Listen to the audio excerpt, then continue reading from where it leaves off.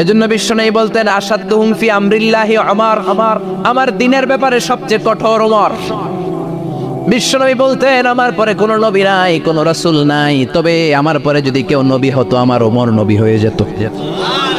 লা নবিয়্যা বা'দি ওয়ালা রাসূল, আমার পরে রাসূল নাই, কোনো নবী নাই, তবে লাউ কানা বা'দি নবিয়্যুন লাকানা ওমর। প্রভু তুমি বলেছ রাসূল দেবে না, বলনি দেবে না ওমর, বলনি দেবে না হামজা তারি, খালিদ বিজয়ী সমর। প্রভু তুমি বলেছ রাসূল দেবে না, বলনি দেবে না ওমর, বলনি দেবে না হামজা তারি, খালিদ বিজয়ী সমর। প্রভু তুমি বলেছ রাসূল দেবে না। আল্লাহু আকবার। মদিনায় যত মুনাফিক ছিল জমের মতো ভয় পাইতো সাইয়েদনা ওমরকে। শয়তানদের লিডার ইবলিসও ভয় পেত ওমরকে। বিশ্বনবী বলেন ওয়াল্লাযী নাফসি বিয়াদিহি, ওমর ওই সত্তার কসম যেই সত্তার হাতে আমার আত্মা, মা লাকিয়াকা শাইতানু সালিকান ফাজ্জান ইল্লা সালাকা ফাজ্জান গায়রা ফাজ্জিক। ওরে ওমর, শয়তান যদি তোমারে কোনো রাস্তায় দেখে, ইবলিস যদি তোমারে কোনো রাস্তা দিয়ে হাঁটতে দেখে, ইবলিস ওই রাস্তা রেখে দিয়ে অন্য রাস্তা দিয়ে হাঁটে। ইবলিসও সাইয়েদনা ওমর ফারুককে দেখলে, এই রাস্তা দিয়ে দেখলে ওর বাপের কি জীবনে এই রাস্তা দিয়ে হাঁটবেন, এই রাস্তা থুইয়া ওই আরেক রাস্তা ধরবে, চিল্লায় পড়েন আল্লাহু আকবার। কাফেররা ভয় পেত, মুনাফিকরা ভয় পেত, শয়তান ভয় পেত, এমনকি বিশ্বনবীর বিবিরাও ভয় পেত। সুবহানাল্লাহ পড়েন। বিশ্বনবীর বিবিরা বিশ্বনবীরে ধরলেন, আমার এইটা কিনা দেন, ওইটা দেন। বিশ্বনবী কয় টাকা নাই, ক্ষমতা নাই, সামর্থ্য নাই, বেশি কথা কইলে তালাক নিয়ে যাও, তোমাদের চেয়েও সুন্দরী অনেক সতী সাধবী নারী আল্লাহ ব্যবস্থা করে দিবে। বিবিরা মাঝে মাঝে খুনসুটি করতো, নবীরে ধরতো, এটা নাই ওইটা নেই, এটা দেন। একবার সব বিবিরা টাইট করে ধরছে, ও নবী আয়েশার ঘরে যেদিন থাকেন সাহাবারা বেশি হাদিয়া পাঠায় কেন, আমাদের ঘরে যেদিন থাকেন পাঠায় না কেন? কালকে জুমার নামাজের পরে ঘোষণা দিবেন সবার ঘরে সমান সমান হাদিয়া। নবী কয় আমি হাইতান্ন। ও মিয়া, কে হাদিয়া দিবে, কটুক দিবে, এটা কি ইমাম সাহেবের কাজ? ইমাম সাহেবের বাসায় কে কোন দিন কি খাওয়াবে, কি গিফট দিবে, এটা তো কে যে গিফট দিবে তার ব্যাপার। বিশ্বনবী বললেন আবু বকরকে সবাই ভালোবাসে, তাই আবু বকরের মেয়ের ঘরে যেদিন আমার ডেট পরে থাকার সময় ওই দিন হয়তো বেশি হাদিয়া পাঠায়, তোমাদের ঘরে পাঠায় না, আমার বলার কোনো সুযোগ। বিবিরা কয় না, আপনারে বলতেই হবে। নবী কয় আমি পারবো না। বিবিরা কয় পারবেন। ইন দ্য মিন টাইম দরজার পার থেকে কে যেন সালাম দিল, আসসালামু আলাইকুম ওয়া রাহমাতুল্লাহ। বিশ্বনবী বললেন ওয়া আলাইকুমুস সালাম। বিশ্বনবী বুঝতে পারলেন সালামটা আমার ওমরের সালাম। বিশ্বনবী সালামের উত্তর দিয়ে বিবিদের দিকে তাকায়, দেখে একটা বিবি ওর সামনে নাই, সব উদাও, ভ্যানিশ হয়ে গেছে। ওমর সুবহানাল্লাহ পড়বেন না? এই জন্য ওমরকে শয়তানও ভয় পেত। আমাদের বাচ্চাদেরকে, আমার মেয়ে একটা মাত্র মেয়ে, খাইতে চায় না, শুধু আমার মেয়ে না, অধিকাংশ বাচ্চাদের এই অবস্থা।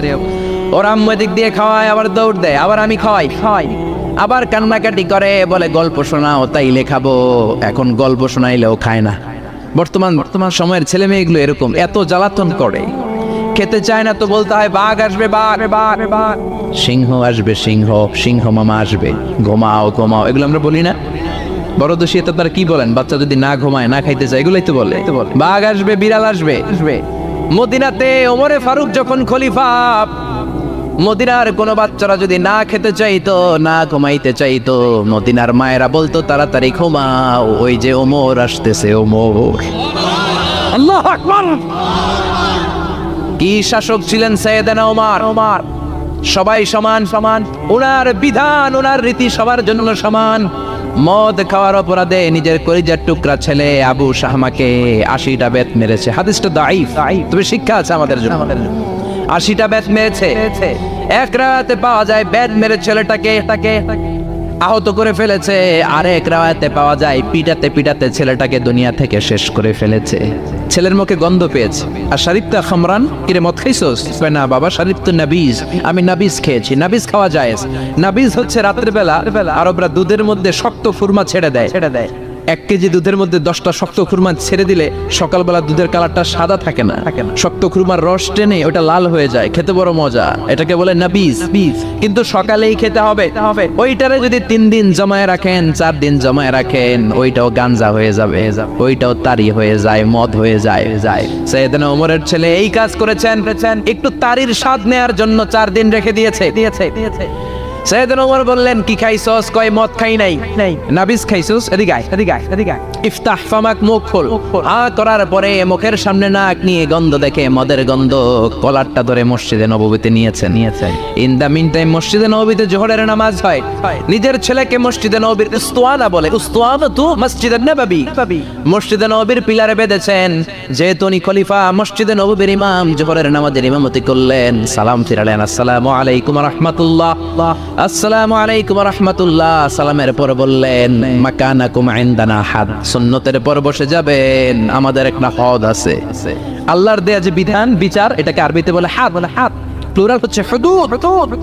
আমাদের হুদুদ আছে, মানে গুরুদণ্ড আছে, বসবেন। হাজার হাজার মানুষ সবাই ওযু করে যখন ঢুকতেছিল, দেখে আবু শামা পিলারে বাঁধা।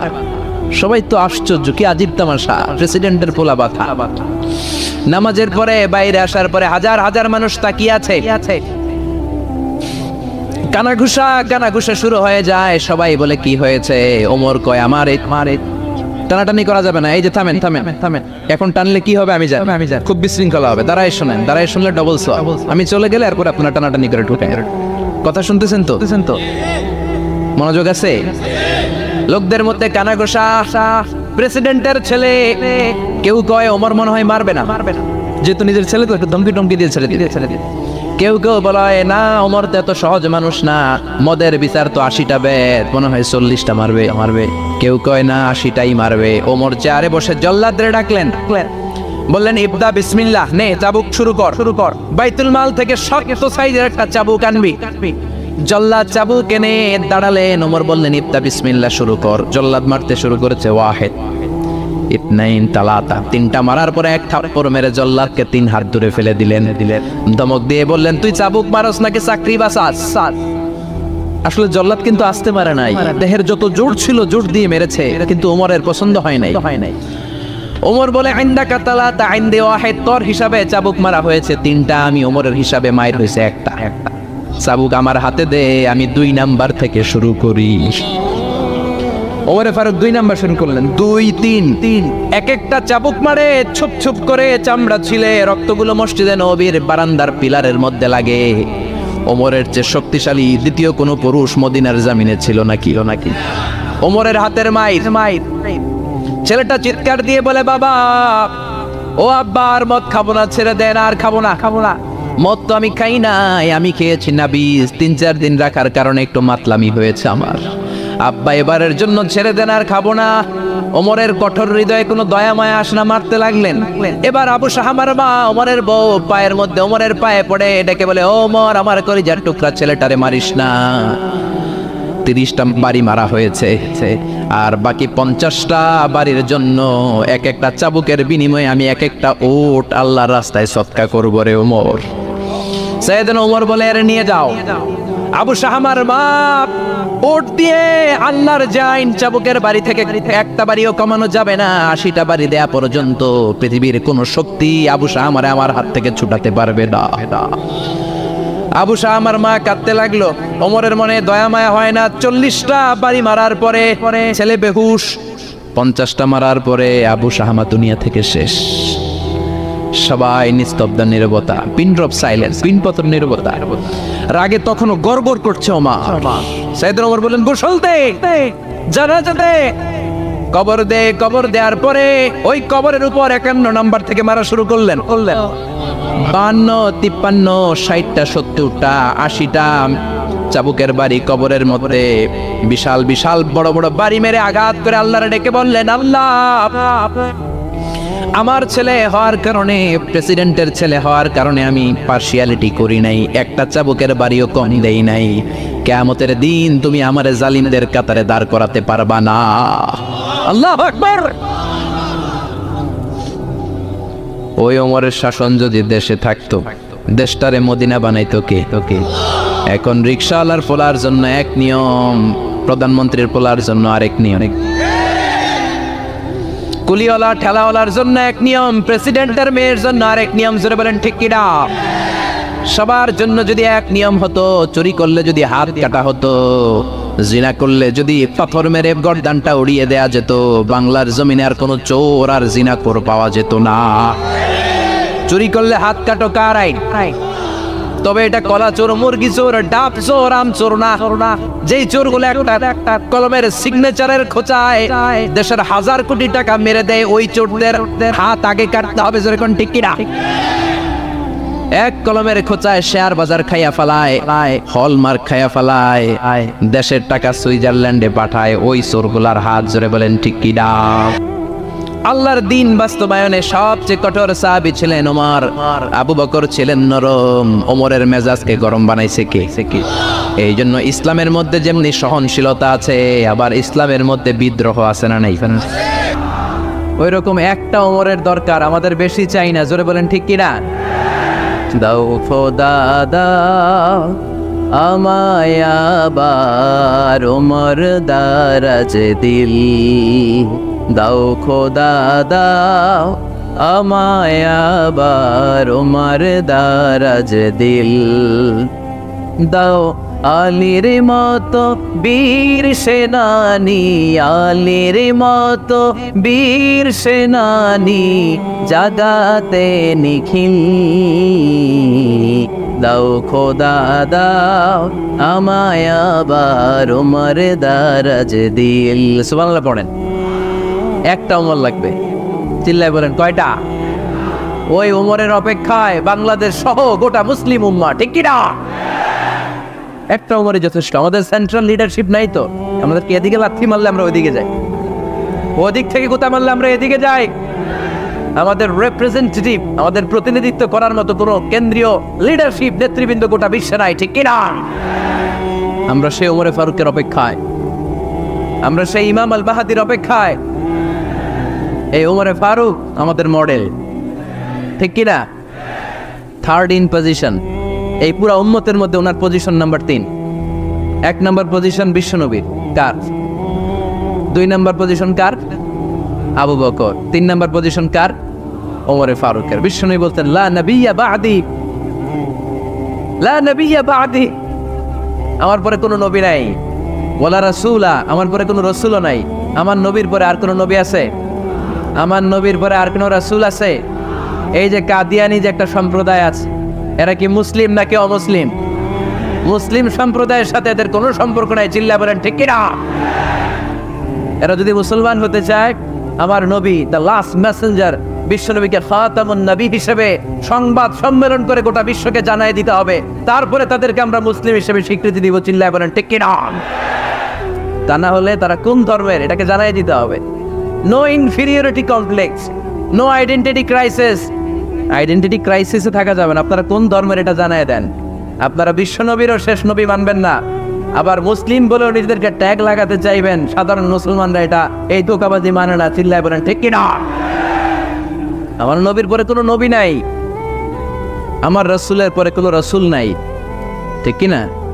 আল্লাহর হাবিব বলতেন লাউ কানা বা'দি নাবিয়্যুন লাকানা উমর, তবে আমার পরে যদি নবী হওয়ার যোগ্যতা কারো থাকে, আমার উমরের ওই যোগ্যতা আছে। সুবহানাল্লাহ পড়েন। প্রভু তুমি বলেছ রাসূল দেবে না, বলনি দেবে না ওমর, বলনি দেবে না হামজা তারি, খালিদ বিজয় সমর। প্রভু তুমি বলেছ রাসূল দেবে না, বলনি দেবে না ওমর, বলনি দেবে না হামজা তারি, খালিদ বিজয় সমর। প্রভু তুমি বলেছ রাসূল দেবে না। সুবহানাল্লাহ পড়েন। এজন্য আমরা একটা ওমর চাই। কয়টা? বেশি লাগবে? নেতার মতো নেতা কয়টা লাগে? জোরে বলেন কয়টা? Enough, that's enough. Omar Farooq our superhero. ওনার সাথে বিশ্বনবী সাল্লাল্লাহু আলাইহি ওয়াসাল্লামের মুসাহারার সম্পর্ক ছিল। ওমরে ফারুক যে বিশ্বনবীর শ্বশুর, এটা অনেকে জানেই না। ওমরে ফারুক রাদিয়াল্লাহু তাআলা আনহু বিশ্বনবীর শ্বশুর ছিলেন। এটা আজকে নতুন শুনছেন, কে কে হাত তোলেন? দেখছেন হুজুর, সঠিক বলছি না আমি? অনেকে আমরা জানি না। মাশাআল্লাহ, জানতে লজ্জা নাই, শিখতে লজ্জা নাই। লজ্জা হচ্ছে অজ্ঞতায় আর মূর্খতায়, ঠিক কি না? আমরা শিখতে রাজি আছি। যে কথা বলে আমরা তার ছাত্র। আমার আগে হুজুর কথা বলতেছিলেন, আমরা ছিলাম ছাত্র। এখন আমি কথা বলতেছি, এখন আমরা সবাই হয়ে গেছি ছাত্র, ঠিক কি না? যিনি বলেন তিনি শিক্ষক, বাকিরা আমরা ছাত্র, ঠিক কি না? 4 খলিফার 2 খলিফা, ইসলামের 4 খলিফার 2 খলিফা বিশ্বনবীর মেয়ের জামাই, আর বাকি 2 খলিফা বিশ্বনবীর শ্বশুর। সুবহানাল্লাহ পড়েন। সাইয়েদনা আলী রাদিয়াল্লাহু তাআলা আনহু, সাইয়েদনা উসমান যুন নূরাইন বিশ্বনবীর মেয়ের জামাই। উসমান রাদিয়াল্লাহু তাআলা আনহুর কাছে বিশ্বনবী 2 মেয়েকে বিয়ে দিয়েছিলেন। একজন মারা যাওয়ার পরে আরেকজন। বিশ্বনবী বলেছেন এরপরে আরেকটা থাকলে ওইটারও বিয়ে দিতা। সুবহানাল্লাহ পড়বেন না? 2 জন ছিল মেয়ের জামাই আর 2 জন ছিল শ্বশুর। সাইয়েদনা আবু বকর শ্বশুর, বিশ্বনবীর স্ত্রী আম্মাজান আয়েশা রাদিয়াল্লাহু তাআলা আনহার বাবা। বিশ্বনবীর স্ত্রী আম্মাজান হাফসা রাদিয়াল্লাহু তাআলা আনহার বাবা ছিল সাইয়েদনা ওমর ফারুক। চিল্লায় পড়ে আল্লাহু আকবার। জান্নাতের পজিশন না, সাইয়্যিদু কুহুলিল জান্নাহ। জান্নাতে যত নারীরা যাবে, নারীদের সর্দারিনী হবে সাইয়্যিদাতুনা ফাতেমা রাদিয়াল্লাহু তাআলা আনহা। এই ফরিদপুরের যত ইয়াং স্টাররা, তোমরা যারা জান্নাতে যাবে, তোমাদের লিডার হবে সাইয়েদনা হাসান আর হুসাইন রাদিয়াল্লাহু তাআলা আনহুমা। আর বয়স্ক মুরব্বীরা যারা জান্নাতে ঢুকবেন, আপনাদের লিডার হবে সাইয়েদনা আবু বকর আর সাইয়েদনা ওমর ফারুক রাদিয়াল্লাহু তাআলা। সুবহানাল্লাহ পড়তে পারলেন না? ওমর ফারুক এটা সাধারণ কোনো ক্যারেক্টারিস্টিক্স নয়। ওনাকে আল্লাহ তাআলা নলেজও দিয়েছেন, আবার দিনদারিও দিয়েছেন। আমার দিনী ভাইয়েরা, খেয়াল রাখবেন, কোনো আলেমের মধ্যে বা কোনো নেতার মধ্যে যদি এই দুইটার সমন্বয় আপনি পান, যে তার জ্ঞানও আছে আবার দিনদারিও আছে, he belongs the knowledge and he belongs the taqwa, সে গোটা বিশ্বকে জয় করে ফেলবে, ঠিক কিনা? যার মধ্যে জ্ঞান আছে, যার মধ্যে তাকওয়া আছে, তারে কেউ থামায় রাখতে পারে? ওমর ফারুককে এই 2 নেয়ামত দিয়ে ধন্য করেছে কে?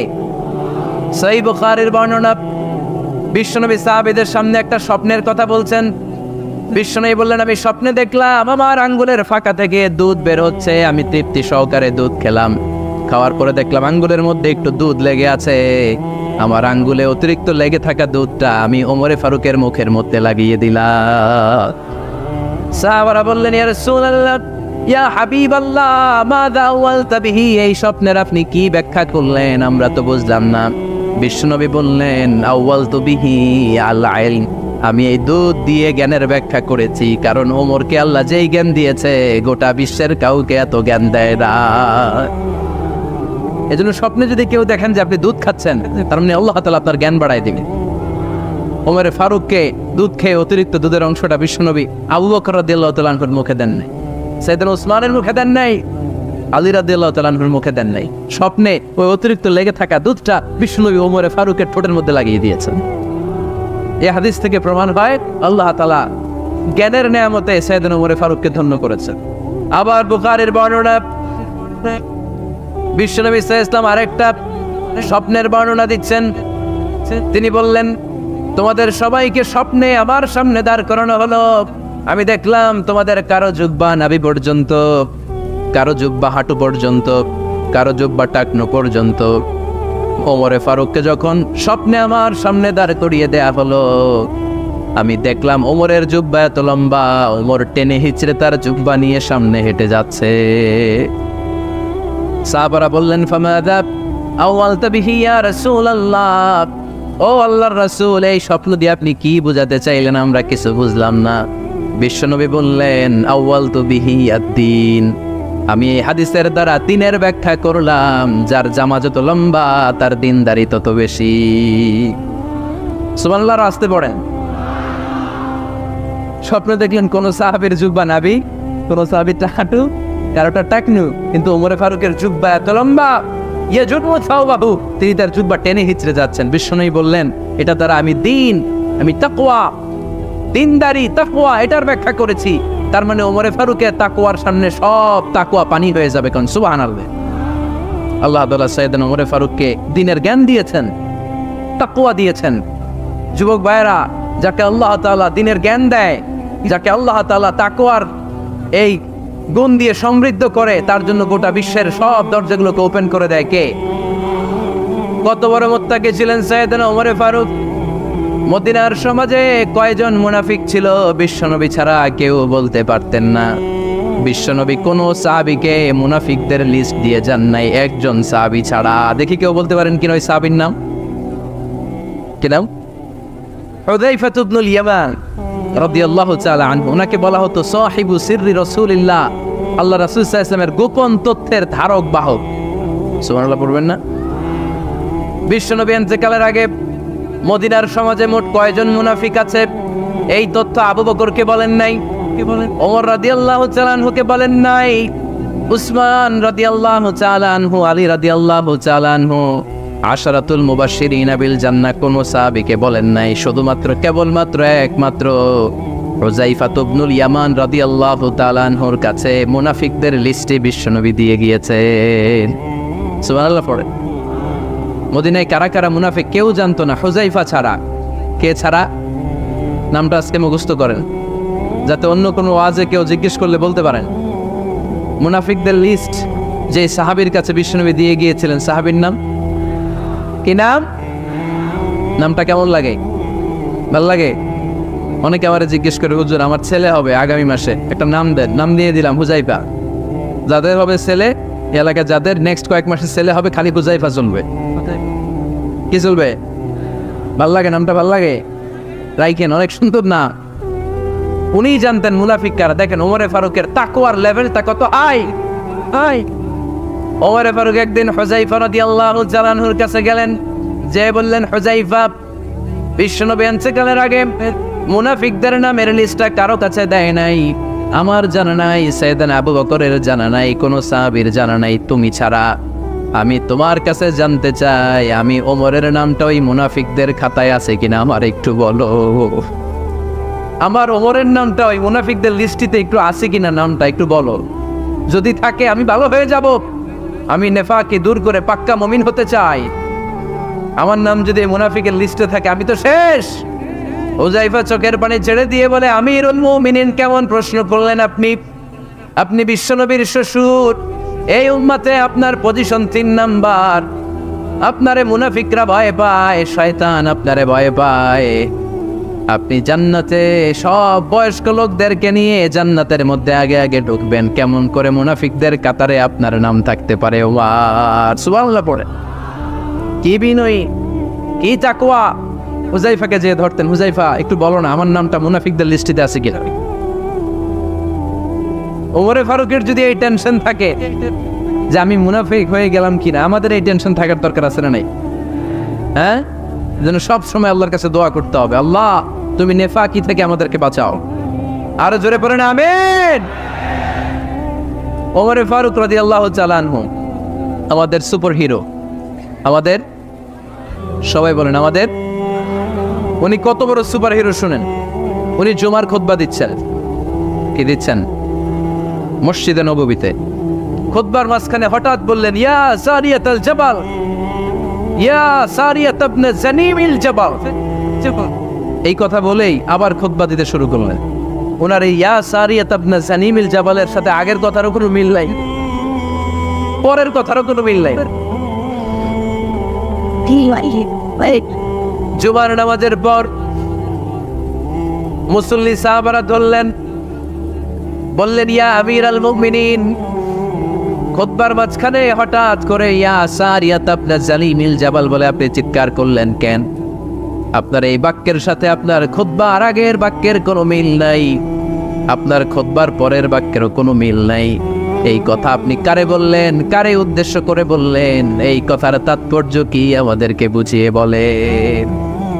ওমরে ফারুক বললেন, আমি যখন খুতবা দিচ্ছি আমি দেখতে পেলাম ওই যে কয়েক মাস আগে আমি আমার মুসলিম সেনাবাহিনী পারস্যে আক্রমণের জন্য পাঠিয়েছি, বর্তমান ইরানের ওই বিশাল এলাকাতে পারস্যে আমি আমার ব্যাটালিয়ন পাঠিয়েছি।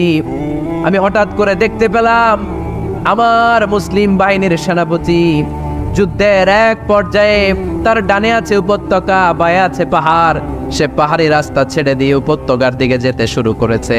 আমি দেখতে পেলাম আবার মুসলিম বাহিনী যদি উপত্যকার দিকে ছুটে বেড়ায়, কাফির মুশরিকরা আমার মুসলিম বাহিনীকে কচুকাটা করে ফেলবে। তাই আমি এখান থেকে তাদেরকে কমান্ড দিয়ে বলেছি, ইয়া সারিয়াতাল জাবাল, উপত্যকার দিকে নয় পাহাড়ের দিকে যাও, তাহলেই তোমাদের বিজয় নিশ্চিত হয়ে যাবে। উপত্যকার দিকে যেও না, ইলাল জাবাল, ইলা সারিয়াতিল জাবাল, পাহাড়ের দিকে ছোট। সাহাবারা অবাক, ঘটনা কি? উনি বসে আছেন মদিনায় মসজিদে নববীর মিম্বারে দাঁড়িয়ে, উনি যদি ইয়া সারিয়াতাল জাবাল বলে, এটা কি ইরানে যাবে নাকি? ও মিয়া, তখনকার সময়ে বর্তমানের মতো মোবাইল ছিল নাকি, ইন্টারনেট ছিল নাকি, কিছু ছিল? খালি মুখে আমি যদি বলি ইয়া সারিয়াতাল জাবাল, এটা ইরানে যাবে, ইন্ডিয়ায় যাবে, ঢাকায় তো যাবেন, ফরিদপুর শহরেই তো বসবে না, ঠিক কিনা? কিন্তু এটা আমিরুল মুমিনিন বিশ্বাসী সাহাবারা বিশ্বাস করে নিল। কিছু মুনাফিক ছিল, এরা কয় না ঝামেলা আছে, এটা তো সম্ভব না। এক কাজ করি, এই সেনাপতি যখন বিজয়ী বেশে মদিনায় ফিরে আসবে আর আমরা ধরব। এরা দিন গুনতে লাগলো, এই সেনাপতি মুসলিম বাহিনী নিয়ে পারস্য জয় করে কবে ফিরে আসবে। এই মুনাফিকের দলগুলো কখনো সেনাবাহিনীকে অভ্যর্থনা জানাতে যেত না, কিন্তু এইবার সবার আগে মদিনার উপকণ্ঠে যে সেনাপতিদেরকে অভ্যর্থনা জানানোর জন্য ফুল নিয়ে রেডি, ফুল নিয়ে দাঁড়ায় আছে। সেনাপতি ঠুকার সাথে সাথে ধরছে, এই সেনাপতি কোত্থেকে আসছো? কয় পারস্য জয় করে আসছি। কয় এমন এমন দিন, জুমার দিন দুপুর বেলা যুদ্ধের মাঝখানে আমিরুল মুমিনিনের কণ্ঠের কোনো কথাবার্তা শুনছো নাকি? সেনাপতি অবাক, কয় তোমরা জানলা কেমনে? শুনছি তো। সুবহানাল্লাহ পড়বেন না? আমরা যুদ্ধে একটা ভয়ঙ্কর অবস্থার মধ্যে ছিলাম, পেছন থেকে শত্রু আমাদেরকে আক্রমণ করতে শুরু করে দিল। ডানে যাব না বায়ে যাব, সামনে যাব নাকি পেছনে যাব, রাস্তা খুঁজে পাচ্ছি না। ডান দিকে ছিল আমাদের উপত্যকার রাস্তা, বাঁ দিকে ছিল পাহাড়ি পথ। আমরা সোজা পথ হবে মনে করে উপত্যকার দিকে ছুটতে আরম্ভ করলাম। হঠাৎ করে আমিরুল মুমিনিনের কণ্ঠ বজ্র কণ্ঠে আমার কানের মধ্যে ভেসে আসলো। আমার মনে হলো আমিরুল মুমিনিন কেমন যেন আমাকে কমান্ড দিচ্ছেন আর বলছেন, ইয়া সারিয়াতাল জাবাল, ডান দিকে উপত্যকার পথে নয়, তাড়াতাড়ি পাহাড়ের দিকে সৈন্যবাহিনী নিয়ে উঠে যা। পাহাড়ের দিকে, ডানে না, this is wrong track and this is the right track. ওই দিন যদি ওমরে ফারুকের ওই গাইডলাইন, আমিরুল মুমিনিনের কমান্ড যদি আমি না শুনতাম, আজকে বিজয়ের বেশে ফিরতেও পারতাম না, আমাদের চেহারাও তোমরা দেখতে পেত না। ওমরে ফারুকের ওই কমান্ড, ওই গাইডলাইন অদৃশ্য থেকে শোনার কারণে এই পারস্যের মধ্যে আমাদেরকে সেই যুদ্ধে বিজয় দান করেছে কে? দিস ইজ ওমরে ফারুক, দিস ইজ ওমরে ফারুক। বিশ্বনবী বলছেন, ওমর মা লাকিয়াকা শাইতানু সালিকান ফাজ্জান ইল্লা সালাকা ফাজ্জান গায়রা ফাজ্জিক। ওমর, শয়তান ইবলিস যদি তোমার কোনো রাস্তা দিয়ে হাঁটতে দেখে, শয়তান ওই রাস্তা রেখে দিয়ে অন্য রাস্তা দিয়ে হাঁটে। সুবহানাল্লাহ বাড়িতে যায় বললেন, কে বলতেছে? বিশ্বনবী। কার ব্যাপারে?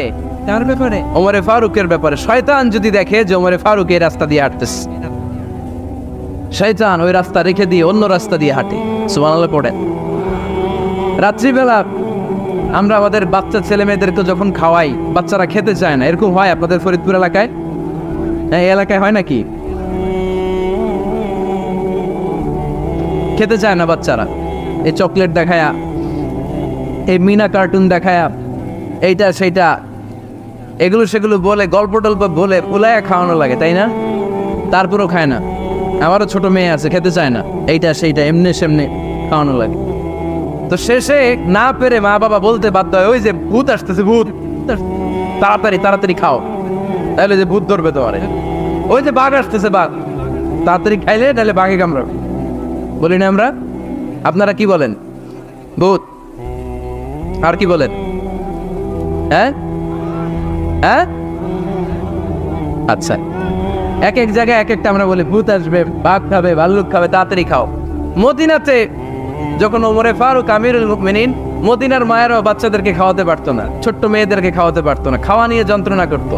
বাচ্চারা যখন মদিনায় খেতে চাইতো না রাত্রিবেলায়, মদিনার মায়েরা বলতো, তাড়াতাড়ি খাও, হা হুয়া ইয়াতি উমর, হা হুয়া ইয়াতি উমর, তাড়াতাড়ি খা, নাইলে ওই যে ওমর আসতেছে, Omar. This is our superhero সাইয়েদনা ওমর ফারুক রাদিয়াল্লাহু তাআলা। শুধু শয়তানি ভয় পেত না, মুনাফিকরাও ভয় পাইতো, জমের মতো ভয়। শুধু তাই না, আমাদের আম্মাজান বিষ্ণু ইসলামের স্ত্রীরাও ওমর ফারুককে ভয় পেতেন।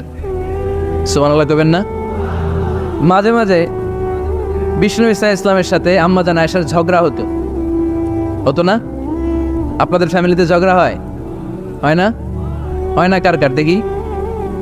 ওরে আল্লাহ, অনেক আল্লাহর ওলি আছে তো এই জায়গায়। ঝগড়া হয় না? কি কথা কয়, ঝগড়া হয় না বলে? বিশ্বনবীর ফ্যামিলিতে ঝগড়া হয়, আপনার ফ্যামিলিতে হয় না? মিষ্টি ঝগড়া। আর ও বিয়েই করে নাই,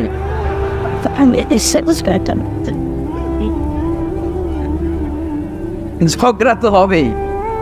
দাম্পত্য জীবনের মজাটাই তো এখানে, কখনো ঝগড়া কখনো আনন্দ, একটু বৃষ্টি একটু রোদ, একটু হাসি একটু কান্না, ভালো লাগা ভালোবাসা শেয়ার করে নেয়া, মিলেমিশে একাকার হয়ে যাও, ঠিক কিনা? তো আল্লাহর হাবিব সাল্লাল্লাহু আলাইহি ওয়াসাল্লামের সাথে আম্মাজান আয়েশার ঝগড়া হতো। তো একদিন ঝগড়া হয়ে দুইজন রেগে আছে। খবরদার দুইজন রেগে থাকবেন না, আবার একজন রাখলে আরেকজন থেমে যাবেন, কারণ এই ছোট্ট ঝগড়া থেকে এটা অনেক সময় বিচ্ছেদের দিকে গড়ায়। আমার প্রিয় ফরিদপুরবাসী, ভাবি রেগে গেলে আপনি রাইগেন না, ওই দিন আপনি একটু ঠান্ডা থাকেন। আবার আপনি রেগে গেলে, আমার মাইকের আওয়াজ যদি ভাবিরা শুনেন, আপনারা রেগে যায় না, একটু ঠান্ডা থাকবে। দুইজনে রেগে গেলে তো তৃতীয় বিশ্বযুদ্ধ শুরু, তাই না? একজন রেগে গেলে আরেকজন ঠান্ডা, কারণ এই সামান্য ঝগড়া থেকে ইগোর কারণে এটা বিচ্ছেদ আর ডিভোর্স পর্যন্ত গড়ায়। আর শয়তান এখানে উস্কানি দেয়, কারণ ইমানদারদের ফ্যামিলি ভাঙতে পারলে শয়তান সবচেয়ে বড় খুশি হয়, আর ইমানদারদের ফ্যামিলি টিকে থাকলে খুশি হয়ে যায় কে? আম্মাজান আয়েশা রাদিয়াল্লাহু তাআলা আনহার সাথে বিষ্ণু ইসলামের ঝগড়া হতো মাঝে মাঝে। একবার ঝগড়া হলো, বিষ্ণু ইসলাম রাগ, আম্মাজান আয়েশাও রাগ। তো বিষ্ণু বললেন, আয়েশা, ঝগড়া করে আর কতক্ষণ থাকবো, আসো মিটমাট করি। আয়েশা রাদিয়াল্লাহু বললেন, ঠিক আছে মিটমাট করবো। তো বিষ্ণু ইসলাম বললেন, মিটমাটের জন্য কারে ডাকবো? ওমর রে ডাকি। কয় না, ওমর রে না, ওমর গালিজ, ওমর অনেক রাগে, আমার ডর লাগে। কয় তাহলে তোমার আব্বারে ডাকি। কয় ডাকেন। কি খুশি, মেয়েদের মধ্যে অভ্যাসটা আছে না নাই? তাহলে তোমার আব্বারে ডাকি, ডাকেন। ডেকে নিয়ে আসা হলো। আবু বকর রাদিয়াল্লাহু তাআলা আনহু দাঁড়ালেন, আম্মাজান আয়েশা দাঁড়ালেন, বিশ্বনবীও দাঁড়ালেন। বিশ্বনবী বললেন, আয়েশা, তোমার আব্বা আসছে, এবার ঘটনা খুলে বলার পালা, তুমি বলবা নাকি আমি বলবো? আম্মাজান আয়েশা বললেন, আপনি বলেন, তবে ওয়ালা তাকুল ইল্লা হাক্কান, যেটা ঘটছে ওইটাই বললেন, মিথ্যা কথা কইেন না। আবু বকর রাদিয়াল্লাহু তাআলা রেগে মেগে আগুন, কি এই কথা তুমি কেমন করে বলো? বিশ্বনবী কি মিথ্যা কথা কখনো বলবে? রেগে মেগে দিলেন মেয়ের গালে এক চড়। বানিয়ে বলতেছি না, মুসনাদ আহমদ ইবনে হাম্বলের হাদিস। বাবার হাতের থাপ্পড়কে আম্মাজান আয়েশা উল্টে বললেন। সাইয়েদনা আবু বকর রাগে গড়গড় করছেন, আবার মারার জন্য তেড়ে গেলেন। এবার বাঁচার জন্য আম্মাজান আয়েশা বিশ্বনবীর পিছনে যে আশ্রয় নিলেন, বিশ্বনবী বাঁচানোর জন্য দুই হাত মেলে দাঁড়িয়ে গেলেন। পড়েন সুবহানাল্লাহ। বিশ্বনবী যখন দুই হাত মেলে দাঁড়িয়ে গেলেন, সাইয়েদনা আবু বকর রাদিয়াল্লাহু আনহু থেমে গেলেন। সাইয়েদনা আবু বকর রাদিয়াল্লাহু তাআলা আনহু ঘর থেকে বের হয়ে বারান্দায় দাঁড়ালেন। পড়েন সুবহানাল্লাহ। এবার বিশ্বনবী আম্মাজান আয়েশার কাছে যেয়ে বলেন, ইয়া আয়েশা, কাইফা রাআইতিনি আনকাসতুকি মিনার রাজুল, দেখছো কেমনে বাঁচাইলাম? আপনি না থাকলে বর্তমানে ফেলতো আজকে। আমি বাঁচাইছি তোমারে, আমি, আমার লগে ঝগড়া করো তুমি। লজ্জায় পড়ে আম্মাজান আয়েশা খিলখিল করে হেসে দিলেন, বিশ্বনবীও হেসে দিলেন। দুইজনের হাসির মধুর আওয়াজ শুনে সাইয়েদনা আবু বকর বাইরে থেকে অবাক, কিরে এতক্ষণ না ঝড় তুফান, এখন দেখি হাসি। সালাম দিয়ে অনুমতি নিয়ে ভিতরে ঢুকলেন। ঢুকে দেখেন আম্মাজান আয়েশাও হাসে, বিশ্বনবীও হাসে। এ হাসি দেখে আবু বকর রাদিয়াল্লাহু আনহু হেসে দিলেন। আরশের উপর থেকে খুশি হয়ে গেলেন কে? এবার সাইয়েদনা আবু বকর রাদিয়াল্লাহু তাআলা আনহু বললেন, ইয়া রাসূলুল্লাহ, আশরিকানি ফি সিলমিকুমা কামা আশরাকতুমানি ফি হারবিকুমা। ও নবী, যুদ্ধ লাগলে, দুইজন যুদ্ধ লাগলে মীমাংসার জন্য যেমনি আমারে ডাকেন, এরকম হাসি আর আনন্দের মুহূর্তেও আমারে একটু ডাইকেন। আশরিকানি ফি সিলমিকুমা কামা আশরাকতুমানি ফি হারবিকুমা। নবী, আপনাদের মধ্যে ঝগড়া লাগলে সন্ধি করার জন্য আমারে যেমনি ডাকেন, আপনাদের হাসি খুশি আনন্দ খুনসুটি এই মজাদার মুহূর্তগুলোতে আমারে বঞ্চিত রাখেন না, আমার একটু ডাইকেন। সুবহানাল্লাহ পড়েন। এই মুসনাদ আহমদ ইবনে হাম্বলের হাদিস শোনার উদ্দেশ্য হচ্ছে বিশ্বনবী প্রথমে ওমর ফারুকের নাম বলেছিলেন। সাইয়েদনা আয়েশা বলে না আমি ডরাই। আইবাত, দিস ইজ কল্ড আইবাত ওমর। একবার বিশ্বনবীর সব বিবিরা ধরলেন, ও নবী আমাদেরকে এটা দেন ওইটা দেন, ঘরে এইটা নাই ওইটা নাই ওইটা নাই। বিশ্বনবীকে আমার কাছে কিচ্ছু নাই, যদি এমনি আমার বউ হয়ে থাকতে চাও থাকো, তাহলে তা না হলে যা লাগবে কিনে দেব, সাথে সাথে তালাকও দিয়ে দিব। কিছু দিতে পারবো না, আমার নাই তো সামর্থ্য নাই, কিন্তু বিবিরাও ছাড়া না এটা দেন ওইটা দেন। বিশ্বনবী রহমতের নবী, বিবিদেরকে বুঝাতেও পারেন না, বিবিরা আবদার করতেছে নবী এটা লাগবে ওইটা লাগবে। ইন দ্য মিন টাইম বিশ্বনবী একজনের সালাম শুনতে পেলেন, কে যেন দরজায় দাঁড়িয়ে বলতেছে আসসালামু আলাইকুম। বিশ্বনবী দরজার দিকে তাকালেন, তাকিয়ে বললেন ওয়ালাইকুম আসসালাম, আর বুঝতে পারলেন এটা আমার ওমরের সালাম। সালাম দেওয়ার পরে বিবিদের দিকে তাকায় দেখে একজন বিবিও নাই, সব অন্দর মহলের ভিতরে দো। সুবহানাল্লাহ পড়তে পারলেন না? This is our super hero Omar. এরকম ওমর একটা লাগবে, চিল্লায় বলেন কয়টা? একটা ওমর গোটা বিশ্বকে সোজা করে দিবে। একটা ওমর সবল আর দুর্বলের সব পার্থক্য দূর করে দিবে, মাজলুমের উপর জালিমের অত্যাচারের অবসান ঘটায় দিবে, গোটা বিশ্বটাকে সাম্য, মৈত্রী, ভালোবাসার ইনসাফ দিয়ে পরিপূর্ণ করে দিবে। সেই ওমরের অপেক্ষায় আমরা। নিজের ছেলেকে 80টা বেত মেরেছেন। কয়টা? 80টা বেত মেরেছে। এই ব্যাপারে অনেকগুলো বর্ণনা পাওয়া যায়। সবচেয়ে সহিহ বর্ণনা হচ্ছে মুয়াত্তা ইমাম মালিকের বর্ণনা। ওমর ফারুক রাদিয়াল্লাহু তাআলা আনহুর ছেলে আব্দুর রহমান মারুফুন বিআবি শাহমা ছিলেন মিশরে, ওখানে নাবিজ খেয়েছিলেন। নাবিজ হচ্ছে আরব দেশের লোকেরা দুধের মধ্যে শক্ত খুরমা রাত্রেবেলা ঢেলে দিত, ঢেলে দিলে সারা রাত ওই খুরমার রসটা দুধের সাথে মিশে দুধটা লাল হয়ে যেত। এটারে সকালবেলা খেত, খুব সুস্বাদু, এটাকে বলে নাবিজ। কিন্তু এটা রাতে ভিজাইলে সকালেই খাইতে হয়, রেখে দিলে আবার একটু সমস্যা হয়, এটা অনেকটা তারির মতো হয়ে যায়, মাতলামি চলে আস। তো ওমরে ফারুকের ছেলে নাবিজ খেয়েছেন, মদ খাননি, নাবিজ। কিন্তু নাবিজ খাওয়াতে সাকরান চলে এসেছে। সাকরান চলে আসাতে এটা যখন প্রমাণিত হয়েছে, আমর ইবনে আস রাদিয়াল্লাহু তাআলা আনহু ওনাকে 80 বেত মেরেছেন মিশরে। কয় বেত? নিয়ম হচ্ছে সবার সামনে, কিন্তু সবার সামনে না মেরে একটু গোপনে মেরেছে। এই তথ্য যখন ওমরে ফারুকের কাছে এসেছে, উনি বললেন না, মারতে হবে সবার সামনে, আলাদা মারলা কেন? ও মদিনায় ফিরে আসলে আমি আবার 80টা মারব। মদিনায় ফিরে আসার পরে সাইয়েদনা ওমরে ফারুক ওই আগের 80টারে আর ধরেন নাই, নিজ হাতে আবার 80টা বেত মেরেছেন। এই বেত মারার 1 মাস পরে এই আবু শাহমা ইন্তেকাল করেছে। অনেক ঐতিহাসিক বলে এই বেতের আঘাতে মরেছে, কেউ কেউ বলেছে নিজের রোগের কারণে মরেছে। কিন্তু দিস ইজ দ্য ইনসাফ সিস্টেম অফ ওমর। নিজের ছেলে বলে ছেড়ে দেয় নাই। এখন নিজের ছেলে হইলে 7 খুন মাফ, নেতার ছেলে হইলে 10 খুন মাফ, এলাকার মরণের ছেলে হইলে 10 খুন মাফ। নো পার্সিয়ালিটি ইন ইসলাম। ইসলামে পার্সিয়ালিটি নাই। আপনি নেতার ছেলে হন, আপনি বিজনেস ম্যাগনেটের ছেলে হন, আপনি যেই হন না কেন, ইসলামের দৃষ্টিতে সবাই সমান। চিল্লায় বলেন ঠিক কিনা? বনু মখজুমিয়া গোত্রের এক নারী চুরিতে ধরা পড়ল। সাহাবারা বললেন নবী, মদিনার সবচেয়ে ভেরি প্রেস্টিজিয়াস এন্ড ডিগনিফাইড ফ্যামিলির মেয়ে, আপনি হাত কাটেন না, কারণ ইসলামের নিয়ম চুরি করলে কি কেটে দাও। বিশ্বনবী বললেন বলো কি, হাত না কাটার জন্য তোমরা আমাকে রেকমেন্ড করছো? এটা আল্লাহর আইন, পৃথিবীর কেউ রেকমেন্ড করলো শোনার ক্ষমতা আমার নাই, কারণ আইনটা দিয়েছে কে? লাউ কানাত ফাতিমাতু বিনতি মুহাম্মাদিন সারাকাত লাকাতা মুহাম্মাদুন ইয়াদাহা। আরে বনু মাকসুমিয়া মেয়ে তো দূরের কথা, আমার কলিজার টুকরা ফাতেমাও যদি আজ চুরিতে ধরা পড়তো, তার হাত কেটে দিতে আমি 1 মিনিটও দেরি করতাম না। দিস ইজ ইসলাম। এই হচ্ছে ওমরে ফারুকের মানাকিব। এরকম ওমরে ফারুক কয়টা লাগবে? আওয়াজ করে বলতে হবে, কয়টা লাগবে? একটা লাগবে। এই সাইয়েদনা ওমরে ফারুক মদিনার প্রথম চিফ জাস্টিস ছিলেন। সর্বপ্রথম ওনার পরামর্শে সাইয়েদনা আবু বকর রাদিয়াল্লাহু তাআলা আনহু কোরআনকে সংকলন করেছেন। আমরা এই যে কোরআন পড়ি 30 পারা, এমদাদিয়া লাইব্রেরির 114টা সূরা, কত সুন্দর সন্নিবেশ করা হয়েছে, এখানে সাজানো হয়েছে। আল্লাহর হাবিব সাল্লাল্লাহু আলাইহি ওয়াসাল্লামের সময় কি এরকম কোরআন ছিল নাকি? ছিল? ছিল। খেজুর পাতার মধ্যে, গাছের বাকলের মধ্যে, ওটের বড় হাড্ডির মধ্যে আর পাথরের মধ্যে খোদাই করা কোরআন ছিল। সাইয়েদনা আবু বকরের সময় রাদিয়াল্লাহু তাআলা আনহুর সময় যুদ্ধ হলো, 70 জন হাফেজ সাহাবী ইন্তেকাল করলেন। সাইয়েদনা আবু বকর রাদিয়াল্লাহু তাআলা আনহুকে ডেকে ওমর ফারুক বললেন, ও আবু বকর, এইভাবে হাফেজে কোরআন সাহাবীরা যদি দুনিয়া থেকে বিদায় হয়ে যায়, আল্লাহর কোরআনও তো বিদায় হয়ে যাবে।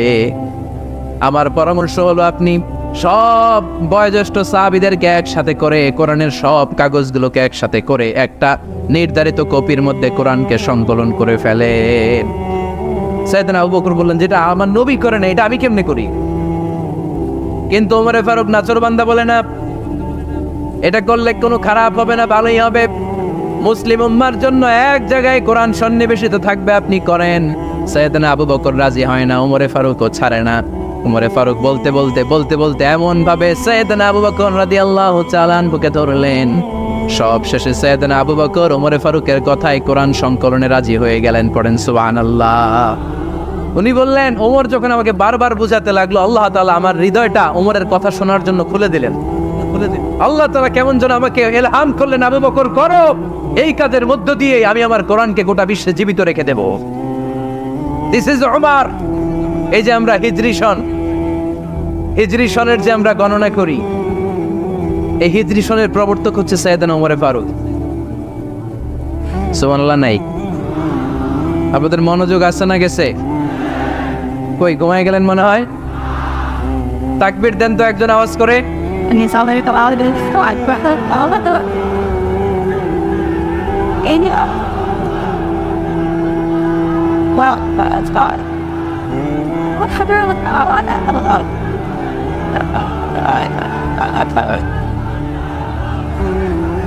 মাশাআল্লাহ মাশাআল্লাহ। বসেন বসেন, এখনই শেষ করে দেব কিছু সময়ের মধ্যে। আমরা একসাথে বিদায় নেব ইনশাআল্লাহ। ওঠা বসা করবেন না, ওঠা বসা করবেন না, বসেন।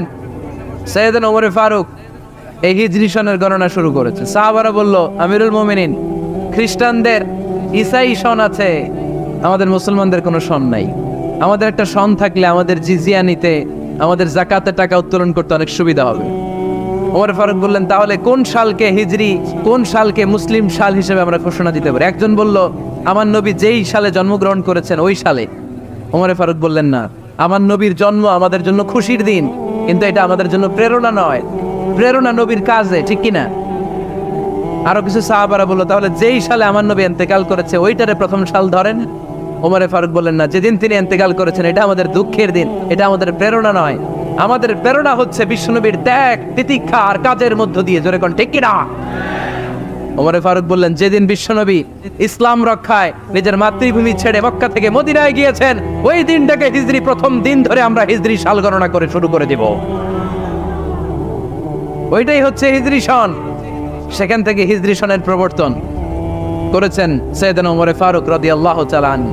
এই যে স্টেট গভর্নমেন্ট, এই যে প্রিজন, জেলখানা, ক্যান্টনমেন্ট, সচিবালয়, গণভবন, বঙ্গভবন, মুক্তিযোদ্ধাদের ভাতা, রাষ্ট্রীয় ভাতা, এই সব নিয়ন্ত্রণ সাইয়েদনা ওমর ফারুক তার রাষ্ট্রীয় আমলে তিনি নিজে করেছেন। চিল্লায় পড়েন আল্লাহু আকবার। আল্লাহ বললেন, ও ফেরেশতা কুল সবাই আমার আদেশ মোতাবেক আদমকে সেজদা করো। সবাই সেজদা করলো, একজন ছাড়া, সে কে?